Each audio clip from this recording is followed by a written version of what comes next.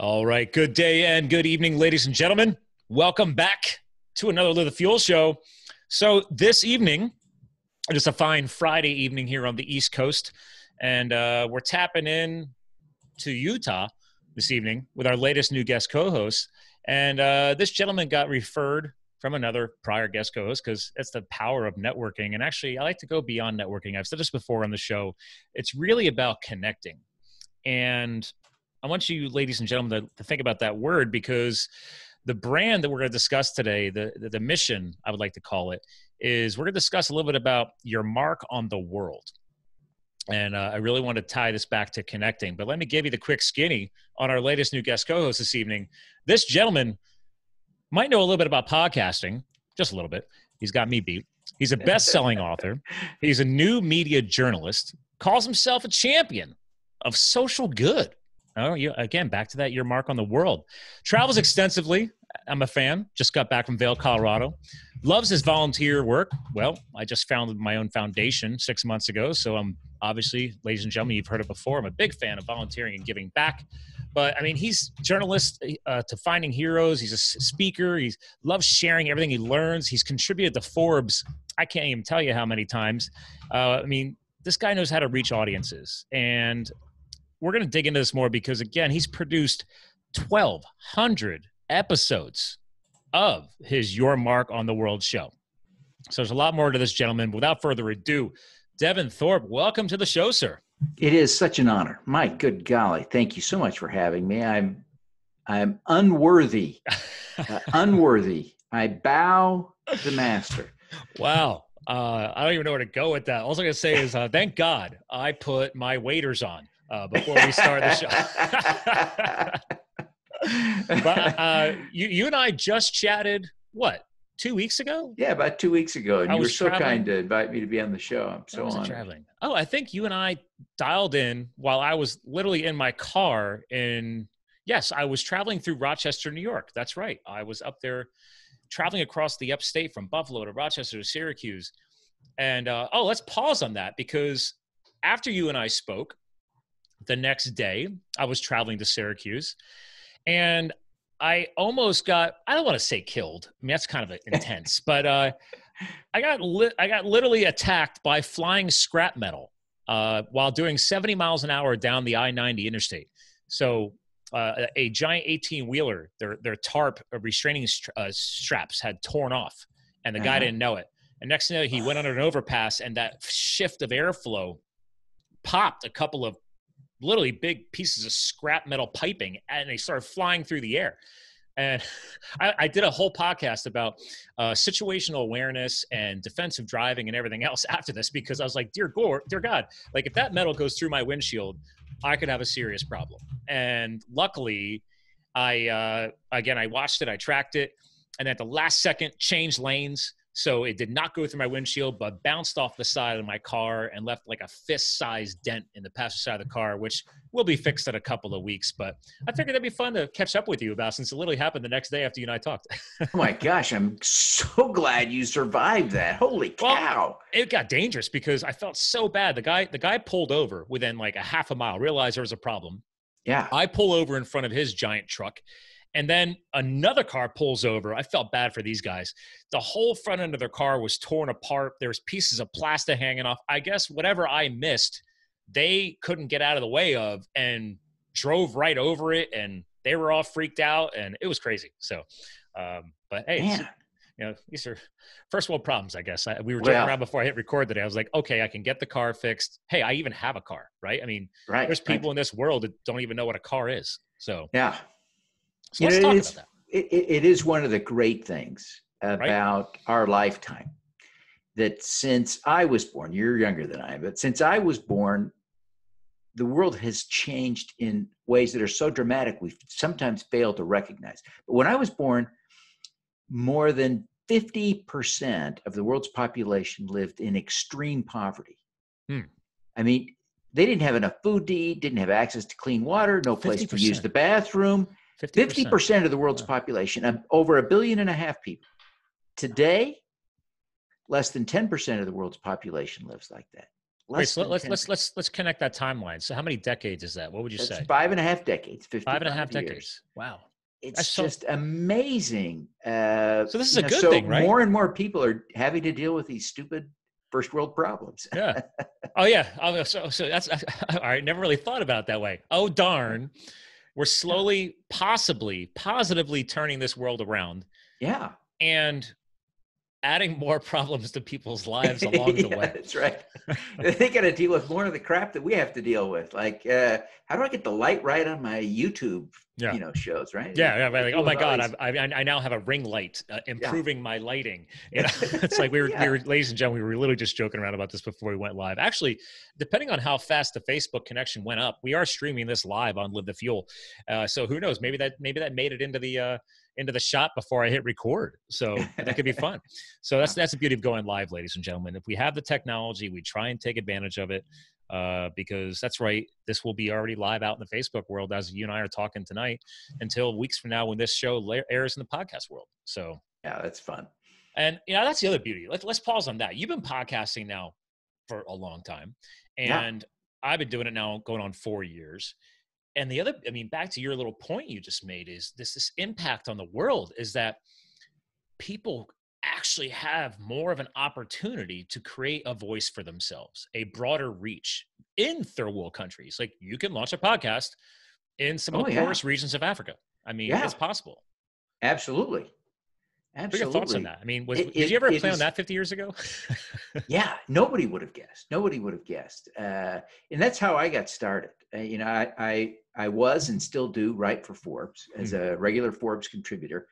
And what got me into podcasting was doing live Google Hangouts shared with YouTube. Google Hangouts. And I figured out I could embed, that live discussion in a Forbes article. And I did it that way 800 times before I switched over. The last 400 I recorded via Zoom and then shared the recordings rather than sharing them live. But it was really kind of an amazing, fun thing to think about, being able to do a live broadcast. And, sometimes it was people who were in Africa and India, faraway places, talking to them live, sharing it on Forbes, where we actually had a little audience. So, people were watching all around the world. It was really cool. I love the fact that obviously there's a lot of people nowadays who have been able to contribute to Forbes, but you did it obviously in a very, very positive way. And I do love the fact that Forbes allowed you to do that. They don't have to let that kind of content go up, but they cared enough to have that content go up. Yeah, I have been really pleased with my relationship with Forbes over the years in so many ways, but they've given me an opportunity to talk about issues that matter, even though they're not always, the most clicky kinds of topics, right? Sometimes that's true. Some things are going to be edgy. Yeah. When I'm writing about carbon credits, carbon offsets, I'll tell you, it's like click repellent. That's sad, right? I don't want to laugh at that, but I'm laughing because it does crack me up. I'm like, first of all, let's pause on that. There's people hearing this right now. They're like, what does he mean by carbon stuff? Like, obviously we're talking about the environment, correct? Yeah. So let's expand on that for some of the newer listeners. They might be like, well, I want to know more. What does that mean? So, carbon offsets, people have been hearing about carbon credits, carbon offsets as a background discussion for at least 20 years. Oh, definitely. And I think most of us have it's become a thing we associate with large corporations and oftentimes large polluters doing to offset their carbon output. And some of us have even become skeptical of it because we view it as a way to avoid actually reducing our carbon output. But the market for this has really simplified so that ordinary people, you and I, can visit a website called Cool Effect, and for $20 a month, we can offset all of our carbon output. And that's pretty remarkable. And you say, well, wouldn't it be better to reduce our own carbon? They say, well, yes, that would be better. But it's really hard to reduce our carbon output to zero. To really get to a carbon neutral level. as an individual is really It challenging. would become like another full-time job, basically. It's really hard. And I've read some of the blogs of people that have talked about and podcasts where they've talked about how they've done this. And it's like really hard. It's easy to make the first reductions, right? And we all ought to do some basic things. We ought to reduce our energy waste. We ought to drive an electric vehicle. There's some things that are fun and easy to do. Then it gets hard. Actually, it's funny you pause on that. The whole electric vehicle thing. I mean, actually, my brother-in-law and his partner, his cousin, who run their construction company, they chose to switch over to Teslas as their company cars, when they go to job sites and everything else. And I was like, wow, they build commercial buildings. So obviously the company's gotten more successful because Teslas aren't cheap. But but then there's people who argue that, well, is driving a Tesla reducing the carbon footprint because, for example, the technology required to create those battery cells? Yeah. I mean, that's a whole other discussion. Yeah. And I don't want to suggest that there are no complexities around that. It isn't that simple, but the fact remains that, mining is messy, but that's what, another word for drilling for oil is mining for oil, right? So that's messy, has the same kind of toxic environmental output. In fact, I would argue worse. Like mining the whole fracking for the materials. thing. Yeah. And for a Tesla, it happens one time. And a Tesla will last for 300,000 miles. In fact, Tesla just bought a patent for battery technology that would last up to 100 years. Can you imagine buying a Tesla when you are in your 20s, driving it until you retire, and then leaving it to your grandchildren to drive another 30 years?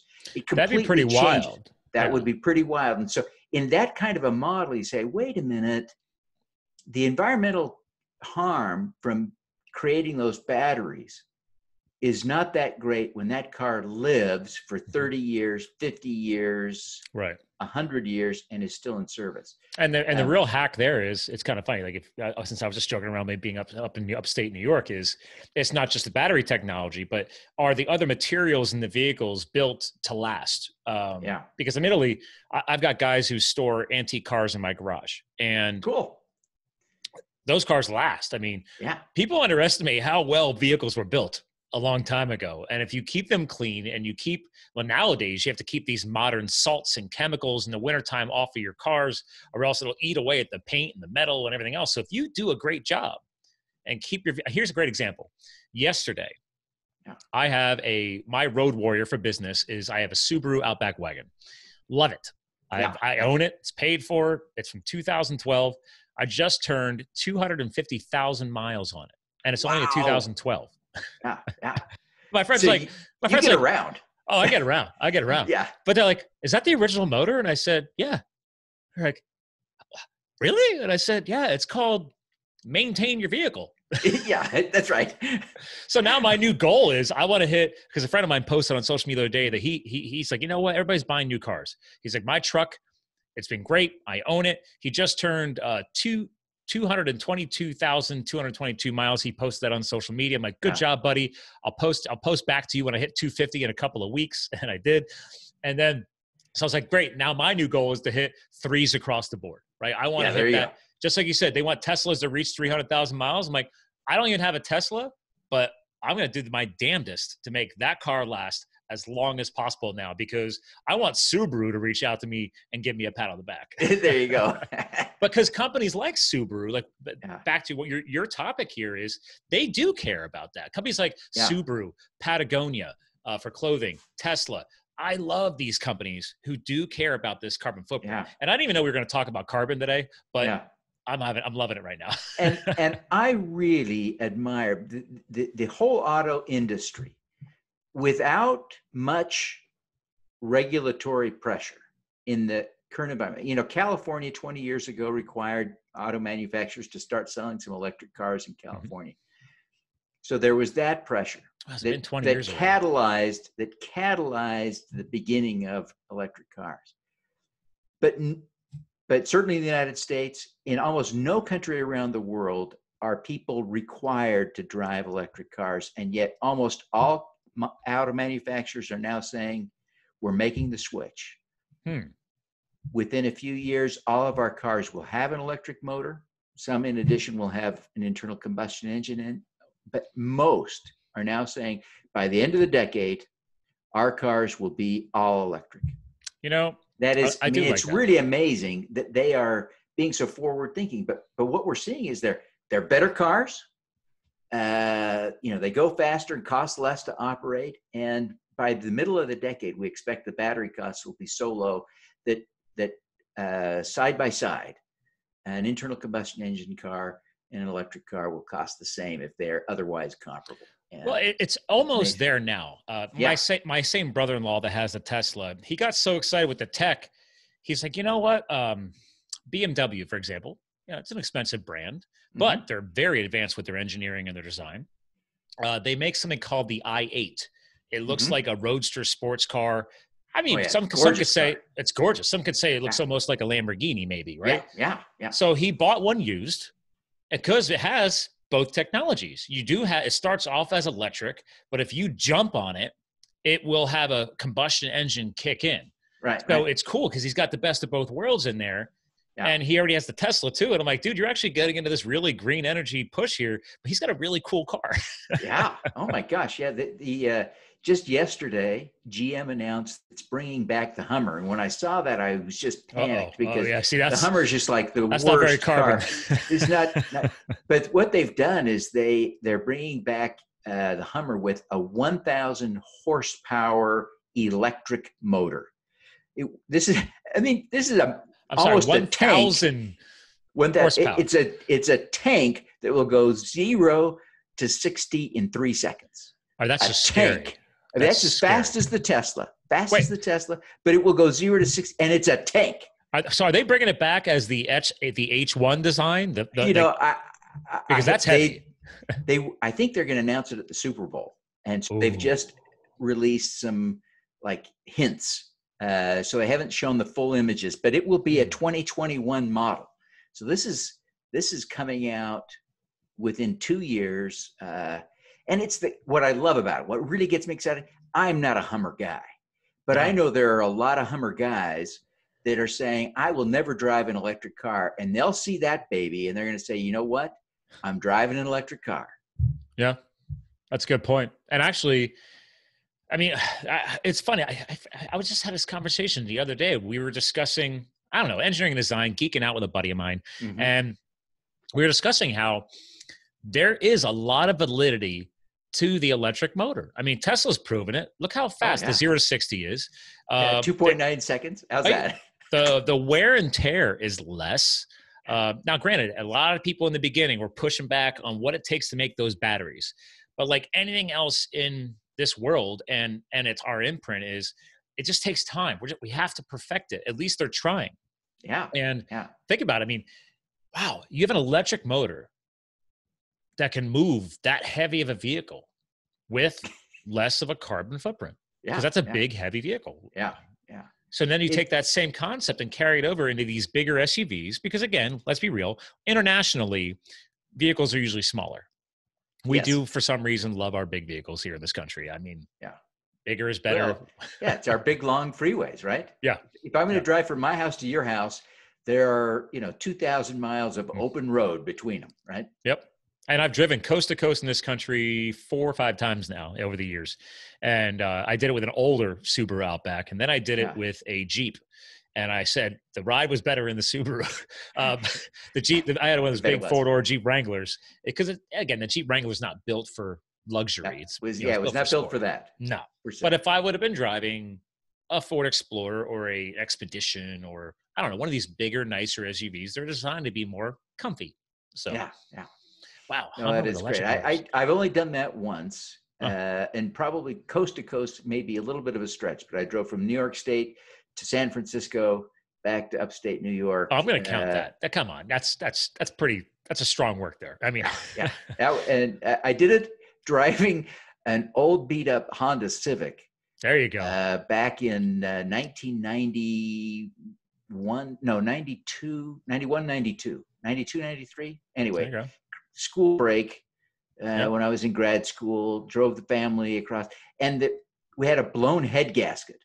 Oof. But Hondas can go on a blown head gasket. So it drove remarkably well, but every time we would get off the freeway, it would start to overheat. Oh, right? yeah. On the freeway, it's middle of winter time, it's 0 degrees. Were you smelling the antifreeze? We'd pull into town and that thermometer would start just going. Yep. So anyway, you had the natural airflow of speed to help you keep everything in check. And it was probably helping keep the smell of antifreeze dissipated as well. And then as soon as you slow down, all that's going to come in.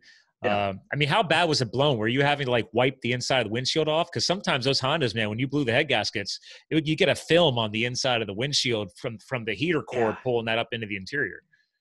That's right, ladies and gentlemen. What I we're geeking out about is cars. what we were doing is we were running the heat full blast to help suck the heat off the engine. So, I mean, we were just roasting in the car. It's freezing cold outside. We're 90 degrees inside. But anyway, my friend, one of my oldest friends, has always been a Honda guy. And when we were in high school in the 90s, he always drove Hondas. They're usually from the 80s. And I think at least 2 of his Hondas all had blown head gaskets until he got around to fixing them. And that's the hack. You turn the heat on and pull the heat off the motor. Yeah. And hey, when you're a poor school kid, you got to do what you got to do. That's right. I remember we went to the dealership and he wanted to replace the mechanic wanted to replace the engine. I said, dude, it's just, the money's not there. You got to take it apart and replace the gasket for me. And so it was $600 instead of $1,700. And he said, I'm not sure it's going to work. I said, dude, I'll work it. I'll make it work. You got to make it work. You got to make it work. So he did it, and it worked okay. It worked. Well, that's my wife says, why do you keep fixing this car? Just go buy a new car. And I said, because I like the financial freedom. I know this car. I have the entire maintenance history on it. I bought it certified pre-owned. And I was like, I know what it is, and I own it. Why would I go out and buy another car and spend thousands of dollars? She's like, well, because you just spent, 6 months ago, you spent like, $1,500 doing a major repair on the motor. And I said, yeah, but it's still the original motor. So it's like, I had the head gaskets updated, and actually it was more proactive. They hadn't even gone yet. And I said, you know what? I put it in the shop. Let's just get it done. I'd rather spend $1,500 once a year versus, $400 a month throughout the year. All year. Yeah. But people don't think like that. Super smart. Well, thank you. I didn't always think that way. Eventually you pull your head out of your butt and you see a lot of multimillionaires do exactly what I just said. A lot of people don't realize that. There's a great book from years ago. The Millionaire Next Door, I think, was one of the books. It's exactly what it was called. That's one of my favorite all-time books. Right? And that's what we're talking about here. Is like, there's some intelligence to this process. Is this some of the stuff that you picked up over the years as you grew your show? And I mean, again, this is a worldwide discussion, because in this country, I love our country. I do. Very patriotic. But we do not set a great example in a lot of areas. What are your thoughts on that? Yeah, no, I think you're right. There's a lot we could do better around the world, but the United States is great. We are generous as a country. That's certainly our tradition. Certain of our leaders are not as excited about that now as they have in the past, but we have traditionally been a very generous place. And the people of the United States, independent of the government, have tended to be very generous, both to domestic causes and international ones. We lead the world in charitable giving in lots of ways. And so I'm proud, certainly like you, to be an American. But boy, we have carboned up the atmosphere. We've done more of that than any country on the planet. Really? Even more than China? Yes. Oh yeah. Far more than China. Okay. Far more. I feel like China's chasing us, and they want that record right now. I don't know. They have passed us. Yeah. But but that is not because they are emitting more per person. In fact, they still emit only about a third as much per person. Well, it's not people related. It's industry related, isn't it? Well, it's all driven by people. Right? It's driven by us. It's what we drive. It's what we buy. It's what we do. It's, how we heat our homes, how we cool. And in China, you go back 20 years and, there was a lot more poverty. Very few people had cars. Most people rode bicycles to work. True. In China, having lived in China for a year, I can tell you, even today, many buildings are not heated in the wintertime. Wow. Many buildings are not air conditioned in the summertime. Well, they don't have the infrastructure, right? Yeah. So they're just, they're adding all these things that we sort of take for granted. And along the way, we've sometimes been very critical of them for building all of these coal-fired power plants. But we used to have coal-fired power plants. We still do. We do. That's true. We're still operating tons of coal-fired. Here in my part of the country, sadly, about 90% of my electricity comes from fossil fuels, mostly coal, increasingly natural gas. Yep. Really? Yeah. I didn't even realize. Now we're adding renewables. We're adding renewables quickly, but I don't. Your wind farms are huge out there. Yeah, we're not adding renewables even as fast as we're adding capacity overall. Most of our added capacity is coming in the form of natural gas. So we've got to make big changes in order to switch to a truly renewable energy profile here in the Western United States. Wow. Our cheap coal and cheap natural gas is such a temptation. But even with those things, our Rocky Mountain Power that delivers the power here in Utah to most homes, they've admitted that 60% of their coal-fired power plants are not economically viable, in that they could replace that power with batteries and windmills and deliver it cheaper today. But they're not doing it. And that's by their own admission.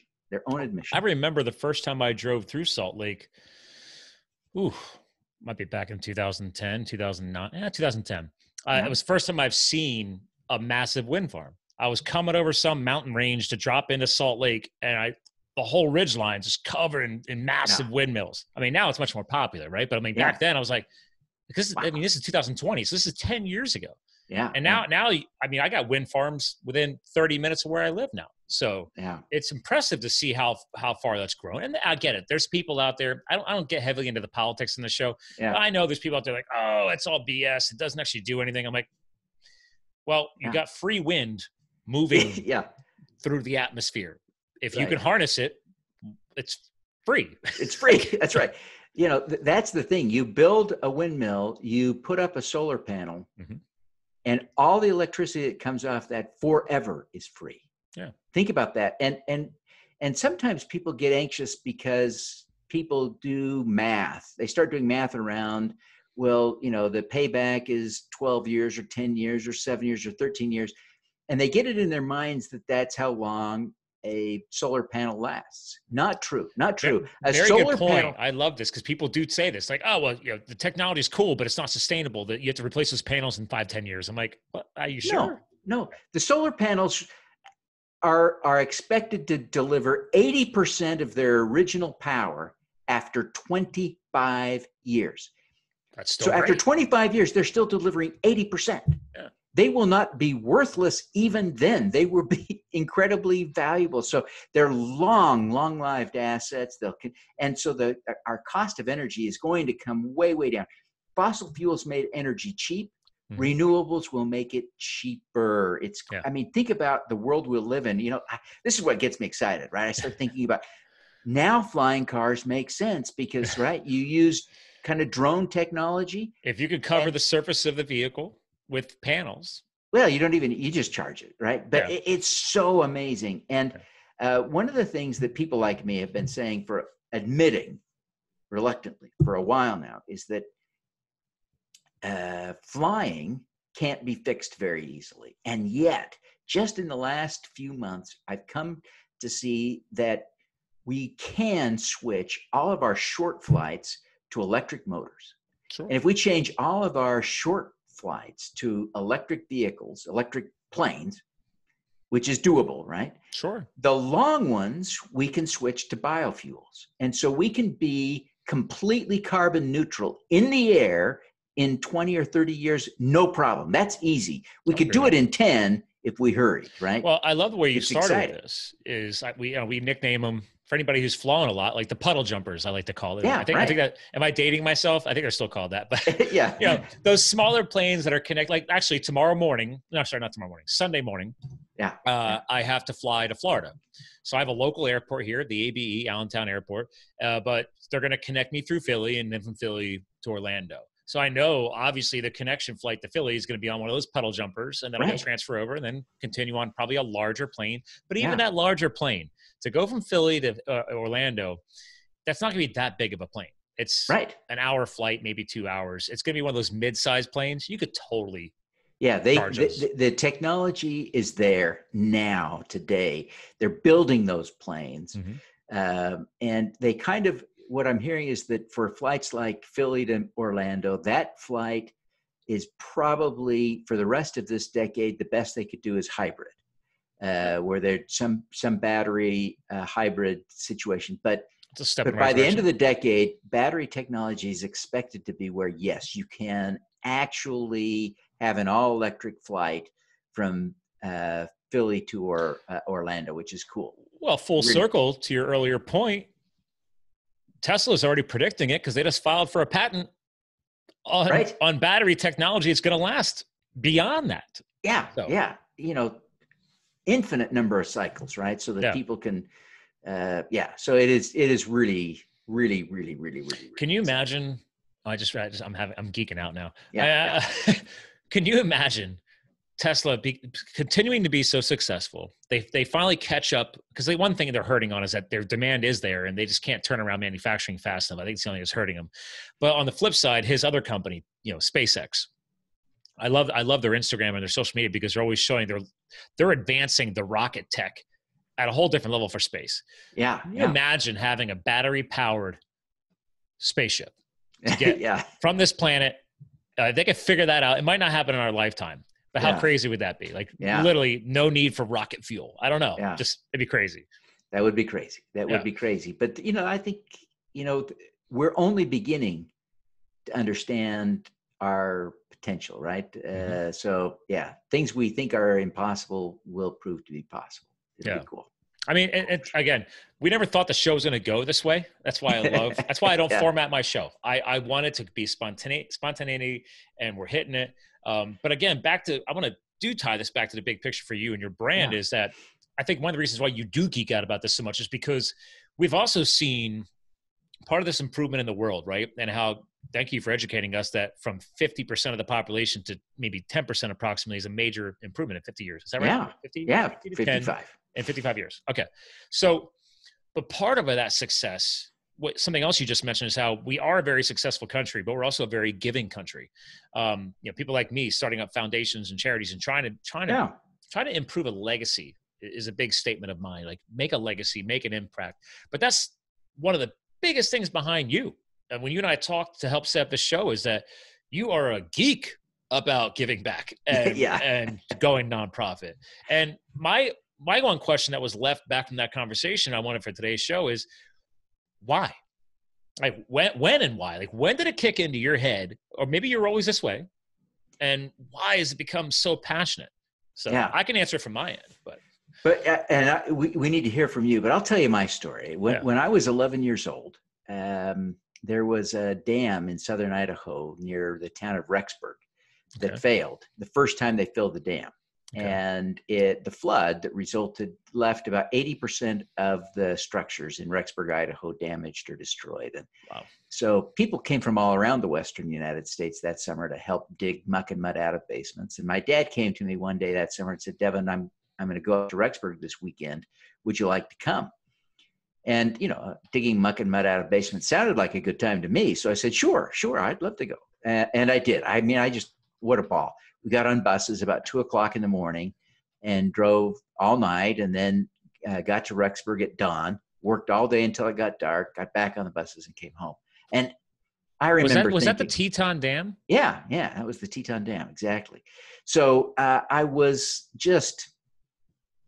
came home thinking I had really made a big difference.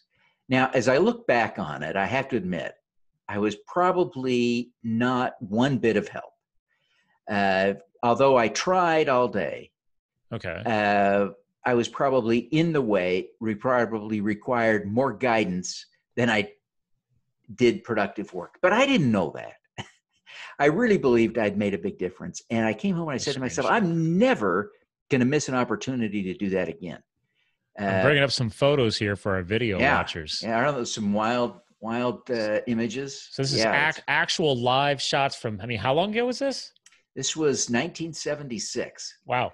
So they must have, and there was so much water, they got there in time to get some aerial photos of the breach. I mean, look at this, a massive, massive wall collapse. All that water. That's crazy. It was just crazy. So, it was a life-changing experience for me. And of course, I didn't really own, like I should have, that obligation I'd made to myself that I would keep, I would never miss an opportunity to serve. I did miss lots of opportunities to serve, but when I got fired from the best job I'd ever had nearly a decade ago, I decided to sort of channel that enthusiasm of my youth to do more good in the world. And so I've kind of recast myself as a champion of social good. And so that's my why. You could thank your childhood experiences. Yeah, see, this is for sure. Dude, I love this because I tell people all the time, like, I know it's not always this simple, but maybe it is. This whole theme of, I just did this on a podcast today. I'm like, guys, get outside. Like this year, I started a new format where Fridays are now Fuel Up Friday. I want to fuel people up. It's a solo thing. I've always had guest co-hosts, but I have a message to share. And I've had people ask me to start doing some shorter format solo shows. So we're testing that out right now. But this is what I just got done venting about. I'm like, you want to create change, get outside. Like you need to immerse yourself in the experience. So yes, you just said how your dad got you in there and you tried doing some things and maybe you were in the way. But I think the real message we're taking out of this is that you might have been in the way at that time, but look at the sustainable impact that it created in your life. Yeah. And now I'd like to think I have done some good since then. And it certainly created the passion in me. So I think the world, including the people who had to help me through that day, are glad I went. The adults in the room hoped little Devin would get something from that experience. Right? They wanted me to take this away from it, and miraculously, I did. I took the lesson, and it's a clear lesson. Took it to heart. I mean, here I actually got to share one more time while we're on the subject. Here's a old photograph of the town, and it looks like from this angle that 3/4 of the town is underwater. Oh yeah. I mean, other than this one little spot here on the bottom. Yeah, about 13 people were killed. Oh. But of course, the animal fatalities, mostly farm animals, it was devastating.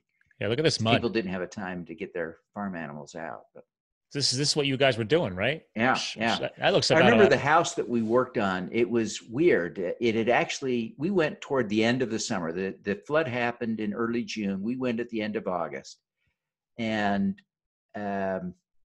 the house was like the opposite of what you would have found in most situations. You kind of picture a house with everything's gone except the fireplace, right? You'd see the brick chimney and everything else was intact. Well, in this house, the brick chimney had broken away. Wow. And so they condemned the house thinking it was not recoverable. But when they came back and looked at it more carefully, they realized, the house is still on its foundation. Can rebuild the chimney, remove the floorings, dig the muck out of the basement. And so we came in that day and we did. We removed the upstairs flooring and dug the muck and mud out of the basement and got them ready to start rebuilding. So, wow. Anyway, it was a cool experience. That's amazing.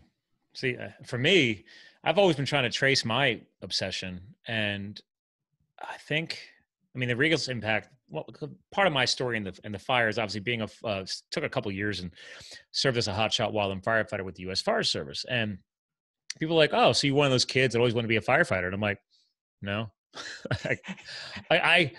I can't remember my childhood ever thinking, oh, this is what I never had one of those goals. I can't explain it. Like, Yeah. I was a farm kid. I was working all the time and everything else, but I never like, oh my God, one day I'm going to be this. I don't know. They say all kids do. I don't remember any of that. So I can fast forward to my 20s, and I worked my way into the corporate space. I was doing telecom and call centers and customer service, and I worked my way up in a couple different companies. No college degree. I started taking classes on the side, and I eventually, worked hard and on nights and weekends and paid my way through university. But at that time, I was just, hey man, work hard and you can get promoted and make more money. That was my thing. And then 9/11 hit, and at the time, I was managing. I don't know if I was even managing yet, but I was working my way up in a company called T-Mobile. Maybe you heard of it. Sure. And we had a huge call center here in Pennsylvania, and we had probably over 600 employees. And I was a coach for them. I was probably coaching 20, 30 person teams. Anyway, 9/11 hits. I'm also bartending in my free time, right? And actually that day I was supposed to go bartending, and the way my schedule worked, and obviously plane hits the tower. So I get to the restaurant, I'm setting up the bar, and I got the TV on. I'm like, what is going on? And then the next day I go to work, and I find out like they're trying to, set up emergency cell phone signals. Like, we lost the tower. There was a big antenna array on top of one of those World Trade Centers. And when that went down, man, they lost so much communication. And T-Mobile was one of the first companies to get cell support going. Like, they shipped in pallet loads of cell phones, completely unlocked, ready to go for emergency personnel. They're just throwing them at everybody. And they rolled in with mobile towers that could be pulled behind a truck. Like, these transponders just to get, and they had to use a lot of them, obviously, because you don't have the height. So all they cared about was getting signal going and getting communication going. It was awesome. And I can say, I was like, yeah, I give a shout out to T-Mobile, man. They did a lot to build my career, and I learned a lot from that experience. But that left a lasting impact, because I sat there in my cubicle and I'm like, I want to be there. I want to be in it. And I had a big tug of war, and I didn't do it. I could have just left work and drove to the city. But back to your point, right? It's like, what kind of impact could I have really had? I wasn't trained in emergency personnel. I was trained in CPR and stuff like that, but I was in my 20s. I don't have any of that training. And I think that lasted in me for a while. And I started volunteering with actually a local charity. We were raising money. Actually, it was called Green Hope Charities. Not around anymore, but we raised money for local cancer vaccine research. And that was my opening into charity work, volunteer work. And then, again, fast forward to my I turned 30, and the next thing you know, I'm saying I'm leaving all the corporate world behind. I'm going to go become a wildland firefighter. So there's a lot of stuff that happened in between there, but I think it took a major impact, like 9/11, to shift me. And as there's actually, isn't there a book called The Shift or something like that? I'm sure there is. Yeah, there's plenty of stuff. There's a lot of gurus out there talking about the power of shifting and pivoting and being prepared to make those changes. And I could at least to tie it in with you, is just I probably wouldn't have made a major impact on 9/11, but at least it made an impact on me to make a change and start doing all the things that has fast forward to today. And now I'm 42. So, well, I'm impressed that you have taken that energy in such a positive direction. I commend you for that. I'm afraid, I think it was many people have done in one way or another. They have taken the tragedy and gone in a positive direction. I sometimes see evidence of people going in less than positive directions, right? Sure. Focusing on villains, vilifying entire populations. A lot of negativity. A lot of yeah. Like, and we have that a choice, right? Positive energy or negative energy. What creates the most change? Positive. Yeah. Well, certainly. Yeah. I commend you for that positive energy. Well, I mean, I commend you too, because it's you and I having this conversation today. Like, if we get through to just one person, right? That's one thing I've learned over the years. We don't need to change hundreds of thousands of people. Granted, some podcasts can. Maybe this podcast could change a lot of people's mindset. I could only hope.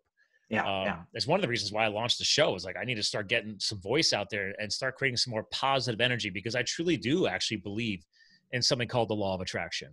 In the beginning was kind of hokey to me, but when you surround yourself with the right people, the right energy, amazing things can happen. You're always going to have people vilifying and trying to, I mean, even after 9/11, there's people stealing money. They were falsely raising money. This stuff has happened with Haiti since, and all kinds of other things happening in the world. It's always going to happen. There's always going to be evil, so to speak, in the world. Yeah. But if we can create enough positive change, we will slowly, if not greatly, overcome all of that. You just tied together at the beginning of this show the timeline about, again, just 55 years ago, 50% of the world, now 10%. Yeah. So that's a pretty big number. Yeah. It is exciting. And, one of the things that is exciting too is on climate change. I'm a big, I'm kind of an activist. I'm kind of out there. I'm, trying to get people to pay attention and take it seriously. And so I'm certainly one who has called on, the rhetoric that we hear. And sometimes that rhetoric is negative, but really exciting. In the last 30 days, the best science is saying, you know what? We've turned a corner. We really have. The rate at which we're using coal, especially, has been reduced sufficiently that the worst case scenarios are gone. They're off the table. It's not going to happen. So we've taken the worst case scenario from 5 degrees of climate temperature increase Celsius to 3 degrees. Really, the worst case scenario now is 3 degrees. Now, 3 degrees could still be devastating. It'll be horrible. It'll cause mass migrations. It's bad. I don't want to be. The coastlines will change. Yeah, hands down. But it is so incredibly inspiring to think, even with the slow progress we're making and our slow responses, that we have made meaningful, real progress. And I get excited thinking about this next decade. The electric Hummer is like the embodiment of my hope now. You still blew my mind on that one. Yeah, I know, isn't it? But that's how we get all of the people who say, I'll never drive an electric car, to drive an electric car. It's going to be an electric Mustang or an electric Hummer, or something that resonates with their inner machismo that says, I'll never drive an electric car. But think about it. You know what? I agree with you. I got to pause. Like, wow. Like, think about this. Would we have ever expected a vehicle that was designed and built for the military that eventually became a sign of wealth or machismo, like, I got a manly vehicle in this country, to being discontinued, then being brought back as a green vehicle? Yeah. Never would have expected that. Yeah. Like, you blew my mind today. Yeah, it is an exciting thing to think about. Really and kudos to a company like GM. I mean, 2008, 2009, they got their butts pulled out of a downward spiral by our government. All right. They should not have survived. A lot of companies should not have survived. And some people are still talking about that. Whatever. But it's like, okay, so you have a choice. How are you going to come back? Right? Like, if you are still one of the world's largest automotive manufacturers, you have a choice in what you're doing in this world. What are you going to do? I mean, it's funny because I remember when the Volt came out, and I was like, okay. I mean, I think it's still going. They're still making it. They have canceled the Volt. They don't make Volts anymore. Okay. Well, but hey. It was a great car. It was a great car. It was a great transition to the Bolt. It did its job in the timeline, baby steps. But now it's like you're going from the Volt to a green Hummer. I don't know. It's pretty cool. No, if this gets put on that Super Bowl, I wasn't even sure if I was going to watch the Super Bowl. Well, now I got to watch the Super Bowl. You got to watch the Super Bowl just to see the new Hummer. And it's not just for the fun commercials. So this is exciting. It is great. It is. So for somebody like you who stands for social impact and tries to get companies to, I'll say it, pull their heads out of their asses and make a positive impact in this world, that has to be exciting for you. Oh, it is. It is. Just a few weeks ago, I wrote a little piece about the the BlackRock CEO, what's his name? Larry Fink. Okay. He said that it is the duty of all corporations to do good in the world, and we have to be held accountable as business owners for having a positive impact. Okay. And then he called out climate as the world's biggest problem, and said that he will now require all of his portfolio companies to meet one of two or perhaps both reporting standards on environmental issues, which is huge. Now, Okay. I think a lot of people have missed one thing about that. BlackRock has $7 trillion under management. Wow. They have shares in most public companies. They have shares in millions, well, I shouldn't say millions, but thousands of private companies. When BlackRock says, this is now required, you have to do environmental reporting, and we're going to hold you to make environmental progress as well based on that reporting, that matters, because if you are a portfolio company, you have to do it. And if you want to be a BlackRock portfolio company, if you want an investment from BlackRock, you've got to now meet this standard. And that is exciting. I mean, we're going to have every company in the world now is going to have to get serious about this, because they will miss the opportunity to be eligible for investment if they're not meeting these simple environmental reporting standards. And once you start to measure it, it's so much easier to modify it, improve it. And so it's huge. It's huge. It's game changing. When did that article go up? Let's see, beginning of January. What did you title that one? Let's see. I'm actually on it right now. Yeah. I actually had that up. I had Forbes up with your profile. I mean, just some screen sharing, ladies and gentlemen. Yeah. There he is. Yeah. He's not kidding. Forbes.com. Just search for Devin Thorpe. Yeah. He's got silky bamboo sheets. I write a lot, so you may have to. Yeah, you do. You're like every week. Yeah, so there it is. It's the article called "If Larry Fink Can Drive BlackRock Towards Sustainability, There Is No Excuse for the Rest of Us." Oh, wait, which one is that? That one? Is that this? Yeah, I think you got to click on more articles carbon? there. No, keep going down just a little bit. More articles, and then there it is. There's the BlackRock. Okay. There we go. Actually, that one's got better views than some of your other articles. So that one's, you definitely you definitely hit on something here. What I was excited about last summer is I wrote a piece about an organization called Project Drawdown that focuses on 100 solutions to climate change. And what the guy I interviewed was the CEO of the organization. And he said that climate change is the biggest business opportunity in human history. So I used that statement as the headline for the article, and it got 180,000 views, 90% of those in the first 48 hours. It was great. It was so exciting to see people actually reading an article about climate change. Well, you know what? You hit on a very hot topic, because anybody involved in business, finance, investing, they're trying to figure out what the next big thing is. And everybody there's a lot of people on one side of the fence making fun of green energy, but it's like, okay, well, as you just pointed out, or we mentioned earlier in the show, Tesla, GM making, the Hummer. These are all green projects. So clearly there's money being spent. There's money being invested. So you got to pay attention to it. Just think about the infrastructure we need for charging vehicles, right? Vehicle chargers, I think the idea of having a specific place you go to get electricity, like we go to get gas, right? I think that's going to go away.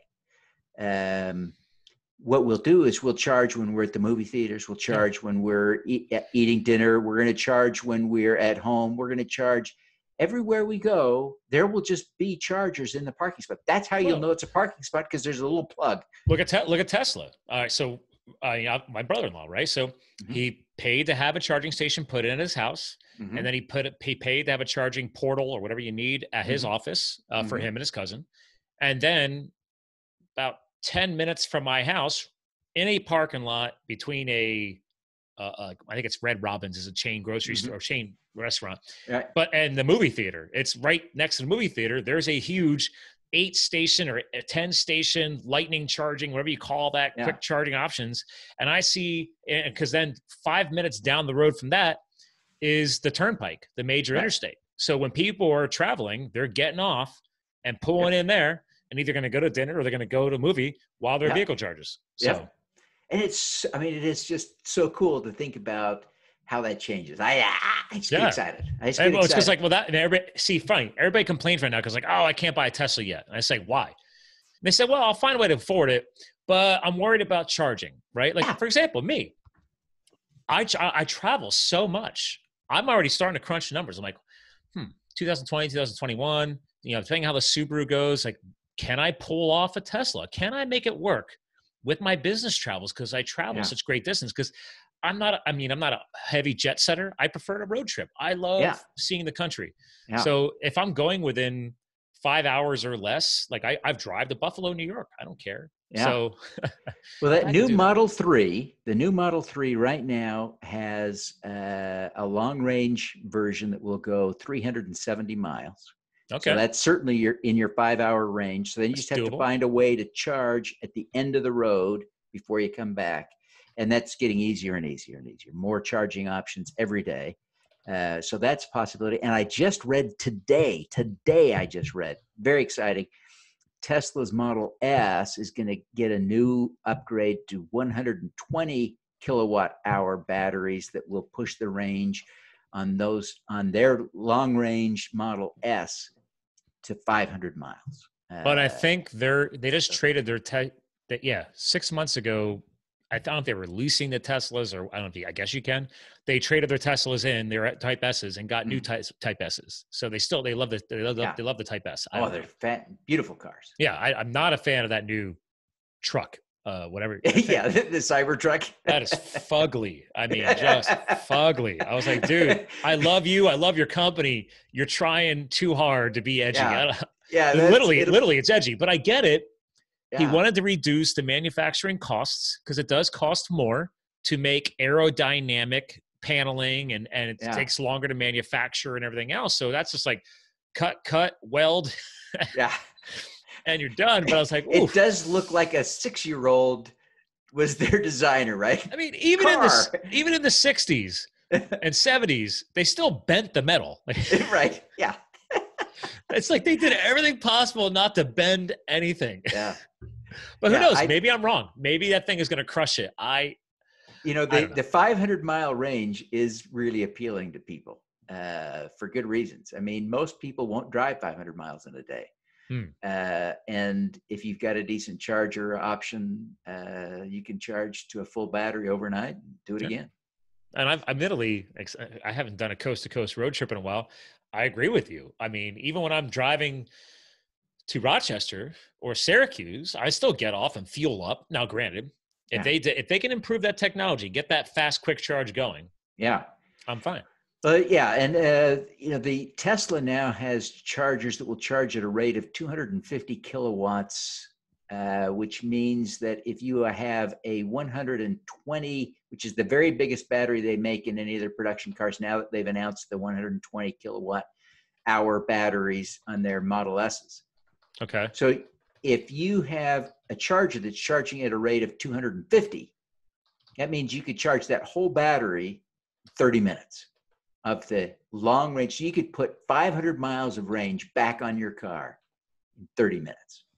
Now you would buy that. I am willing to make I could totally build that into my travel plan. That's beyond doable.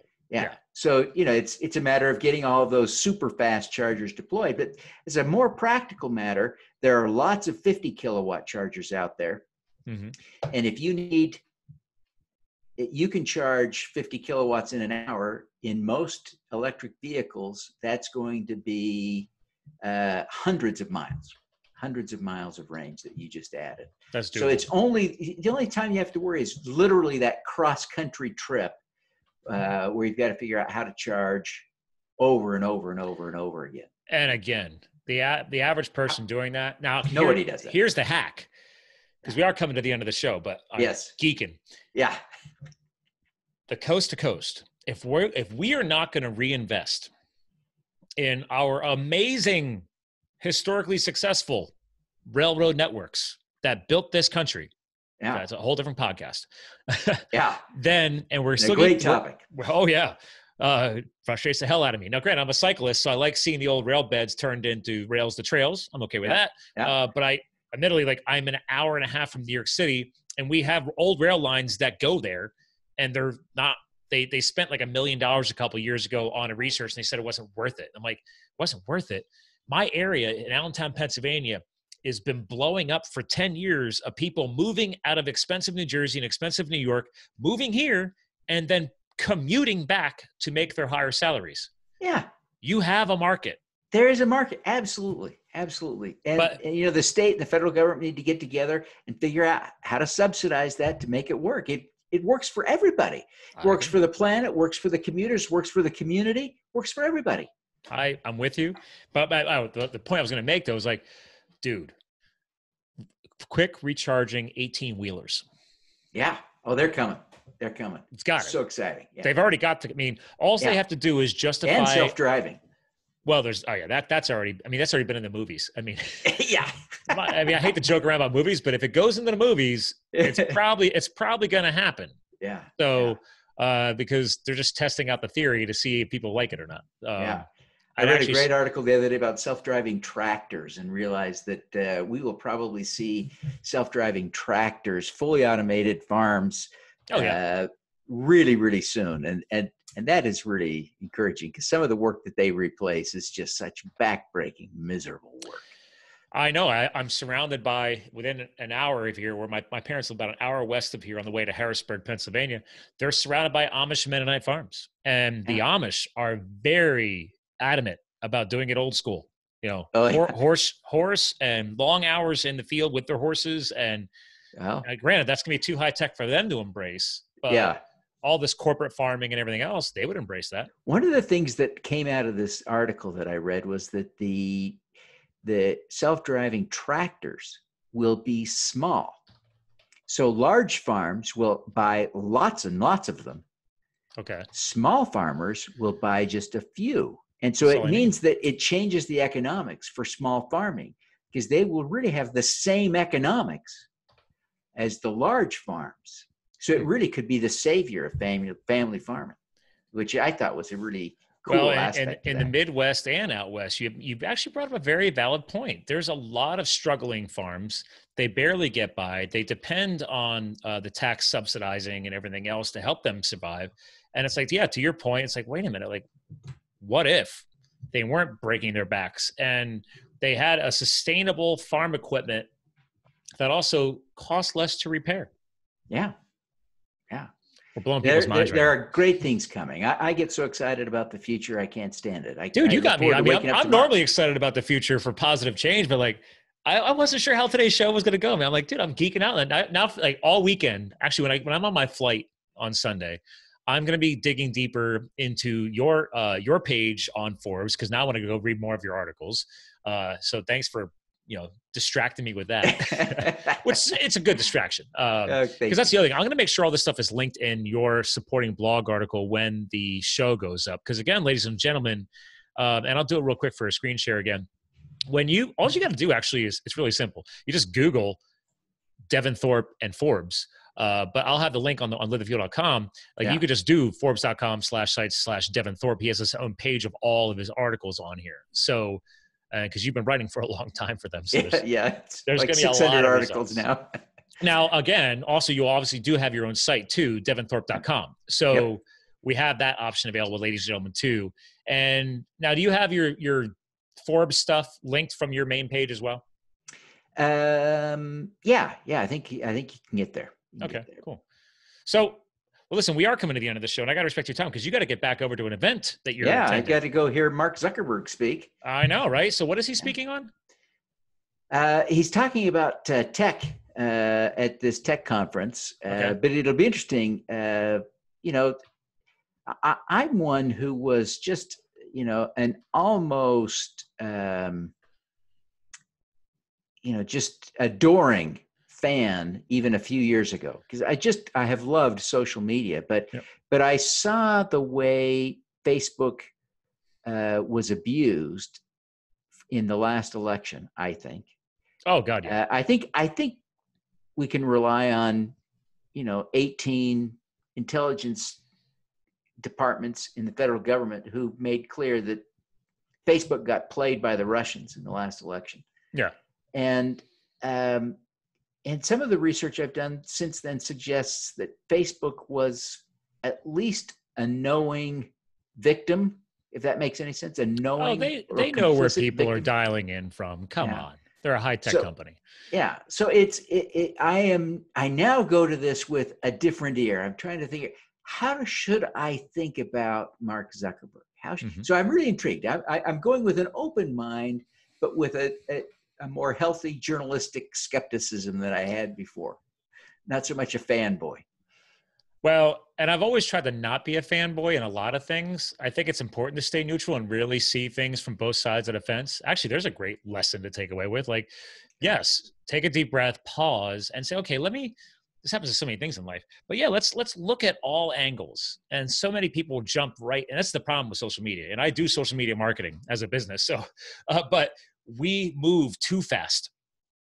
And even though this is great for full circle on the show today, earlier we talked about how great it's been in the past 55 years that we've advanced, the low income and everything else. But now it's like, but there's also some side effects of that. We have so much technology and we are moving so fast that people don't pause, don't take a deep breath, don't think about their actions. They don't even proofread an email before they send it. They leave a voicemail before they even thought about it, before they left it. And then they're like, oh my God, I probably should have said that. Okay, why don't you think before you act? Yeah. I don't know. That's a good takeaway. Yes, that is a great takeaway. It's a great takeaway. Well, listen, you've made a lot of positive impact in the world already. I'm honored that I've had you on the show as well today. And it's because you've done so much journalistic impact and you believe so much in a lot of, and I, again, love the backstory of Teton Dan and everything else. That was awesome. But I ask my guest co-hosts when we close the show out to leave behind some final words. Like if they forget all the other great stuff that you and I, Joe, had fun with today, it's like, you know what? This is Devin Thorpe. This is his mission. This is what he's doing moving forward. Like, is there an all-encompassing statement or legacy message you're trying to put out there for some final words? Yeah, there is. And I would want to encourage everyone to find a way to do good. And there are a lot of people in the world who don't share any of my politics, whom I have learned to love deeply. And I see the value they bring to the world, the good that they're doing. So however you choose to do good, do good. I'm with you. I like that. So we can sum this up as if it's good, do it. Yeah. Okay. I like that. That easy. Yeah. You know, that's a great point. A lot of people make it too hard. Yeah, that's a good message, ladies and gentlemen. We make a lot of things too hard in this world. And I love Devin's final words here. Just choose to do good. Is that so hard? Listen, I can tell you, I want to give you a proper goodbye off the air. Ladies and gentlemen, I hope you loved today's show. I'm a bit of a geek for Devin. So, I mean, a lot of people out there might be geeks for Mark Zuckerberg. I say maybe change your idea and go with some positive impact in the world, which that's what Devin stands for. So again, we're going to have everything linked in the show notes like we always do. I'm going to do one more screen share here again for the Facebook Live and what will end up on YouTube. Again, check him out at Devin Thorpe with an E on the end.com. He's doing a lot of great things. He's over in one of my favorite states of Utah, which hopefully I'm going to go out to in the next few weeks. Actually, we'll be discussing that this evening over dinner to see where we're skiing next. So anyway, ladies and gentlemen, we're here to fuel your health, your business, and your lifestyle. I know you'll have some great tidbits and nuggets of knowledge to take out of today's episode. So thanks for tuning in. And remember, you too can live the fuel, and we'll talk to you guys again soon.